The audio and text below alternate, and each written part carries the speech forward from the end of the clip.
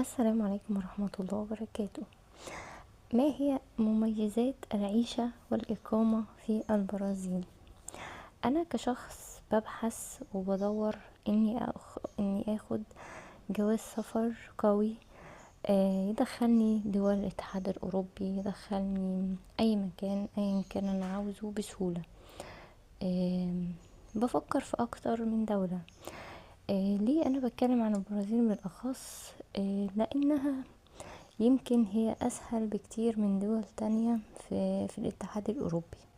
تمام، طيب انا ليه اعيش في البرازيل؟ وايه اللي يخليني اصرف فلوس واسافر واتغرب واسيب بلدي؟ ايه المميزات اللي انا هاخدها؟ العيشة هتبقى ازاي؟ تساؤلات كتير قوي بتدور في عقلنا لما بنيجي نفكر نروح فين. ايه الدولة الامنة، ايه الدولة الكويسة، ايه المميزات اللي ممكن احصل عليها في دولة تكون يعني العيشة فيها كويسة، ممكن اقدر اعمل شغل، ممكن كتير قوي بيسأل اسئلة كتير، وفي ناس بترد باجابات غير صحيحة، وفي ناس بترد باجابات من وجهة نظرها هي عاشت تجربة معينة، ولكن الافضل اني اسمع من اكتر من رأي. طيب انا خلاص دورت على اكتر من حاجة واستقريت على دولة البرازيل. انا حابب اذهب الى دولة البرازيل واقيم فيها.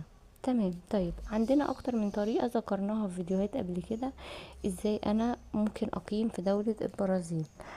طبعا عندنا زي ما قلنا طريقة، ممكن تجيب مولود، ممكن تتزوج من برازيلية او واحدة تتزوج من برازيلي، ممكن نفتح شركة، نعمل بيزنس، ممكن ناخد عقد عمل. في اكتر من طريقة. طيب انا جيت ومثلا آه، اخدت اي من الطرق وعملت عليها اقامتي. عيشتي هتبقى ازاي؟ تكاليفي، اولادي، ويمكن ده الشيء الاساسي اللي بنفكر فيه. طيب الاطفال بتدخل مدارس ازاي؟ معلش هما لغة غير لغتنا احنا كعرب. اي دولة عربية ما احنا بنتكلم عربي، ممكن في بعض الناس مع العربي بتتكلم انجليش، لا هو البرازيل ما بتتكلمش انجليش طبعا. اللغة الرسمية هنا في البرازيل هي اللغة البرتغالية. الأطفال لحد يعني لحد المرحلة الثانوية بيعلموهم البرتغالي، وحتى الجامعة أنا لو حد جاي أصلا للدراسة وهدرس هنا في جامعة، أنا باخد سنة زي أي دولة أخرى أتعلم فيها لغة الدولة اللي أنا هدرس فيها. تمام، طيب الأطفال ازاي بتتعامل، ازاي بتتعلم؟ هنا هنتكلم اولا، يعني انا حابة اكلمكم عن مميزات المدارس في دولة البرازيل. تمام، مميزات ان انا ادخل ابني مدرسة برازيلية هي ايه؟ هو هياخد ايه او هيستفاد ايه؟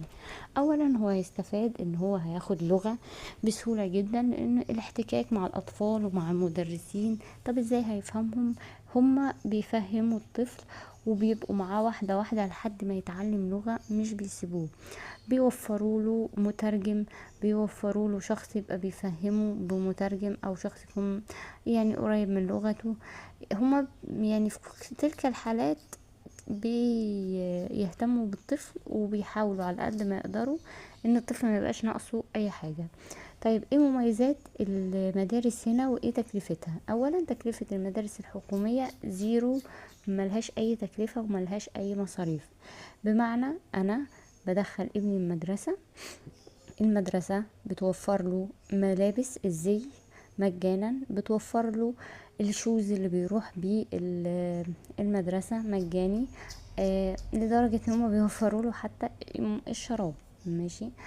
يمكن بقول حاجات بسيطة، بس حابة ان انا اديكم صورة كاملة عن الموضوع، عشان اللي بيفكر طب ولادي هيعملوا ايه، انا بحاول ان انا اوصل لكم الفكرة عامة يعني. طيب بيدوا حتى الكشاكيل او الكراريس او الدفاتر زي ما بتسموها في دولكم مجانا، بياخد عدد من الاقلام، محاية استيكة زي ما بتقولوا برضو. ممكن عندك الوان من كل انواع الالوان. المهم ان الطفل بريات، الطفل ما بينقصوش حاجة. انا رب يعني ام لطفل او لطفلة، ما بدفعش اي حاجة في المدرسة، وما بتكلفش ان انا اجيب لابني اي حاجة. كل حاجة المدرسة بتوفرها له، حاجة خلصت هما مسؤولين يجيبوها له. حتى اشياء اللي هما يعني مثلا زي في المدارس بيبقى فيه نشاطات قص ولزق والكلام ده، هما بيوفروا له ده، بيوفروا له المواد اللي بيشتغل بيها، سواء مواد صمغ، لزق، اوراق خاصة بالكلام ده. انا ما بتكلفش ولا اي حاجة. تمام. يبقى احنا كده قلنا ان المدارس هنا زيرو، ما بندفع لهاش اي حاجة. طيب التعليم فيها عامل ايه؟ التعليم فيها كويس، مناهج كويسة طبعا، بس بالنسبة لنا هتبقى مختلفة لان هي مناهج برتغالي. طب هعرف اذاكر له ازاي؟ طبعا انا كأم او كأب، ما انا لازم هتعلم اللغة، بما اني هقعد علشان خاطر اعرف اخد اصلا الجنسية. ده يعني شهادة اللغة شرط من شروط ان انا اخد الجنسية.